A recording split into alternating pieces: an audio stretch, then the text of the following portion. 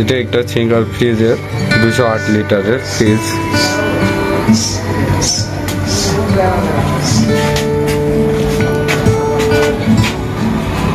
আমরা চেম্বারের কথা শুনলে আমাদের মনে পড়ে যায় অ্যালুমিনিয়াম ও কপারের, কিন্তু এটা ভিন্ন।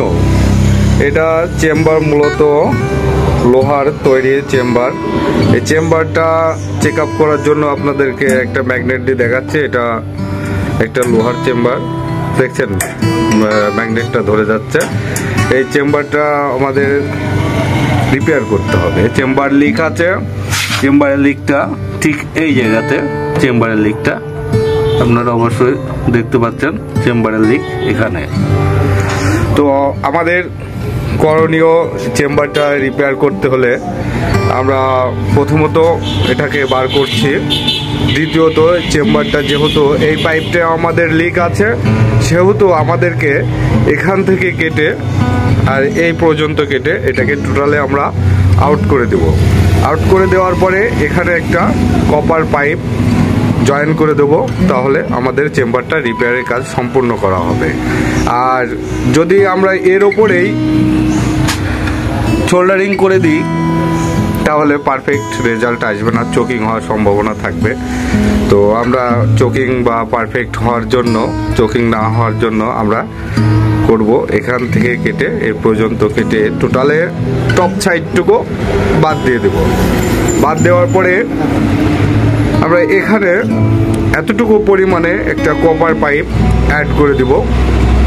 দেওয়ার পরে পুনরায় আমরা লিক টেস্ট করার জন্য প্রেশার দিব। প্রেশার সাধারণত আমরা নর্মালি 300 350 প্রেশার দিয়ে থাকি। তো চলুন বন্ধুরা কাজটা করি, তারপরে আপনাদেরকে আবার দেখাচ্ছি।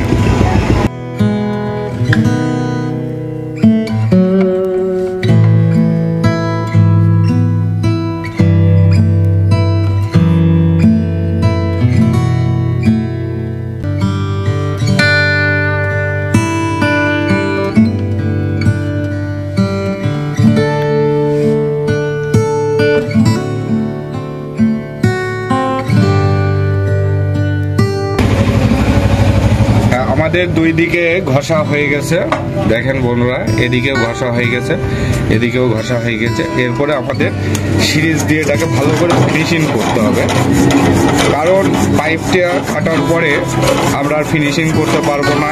এর কারণ ফিনিশিং করতে গেলে চোকিং হবে। তো আমরা যতটুকু পরিমাণে ফিনিশিং করার প্রয়োজন পাইপটি কাটার আগে ফিনিশিং আমরা করে নেব। ফুল ভিডিওটি দেখার অনুরোধ রইল।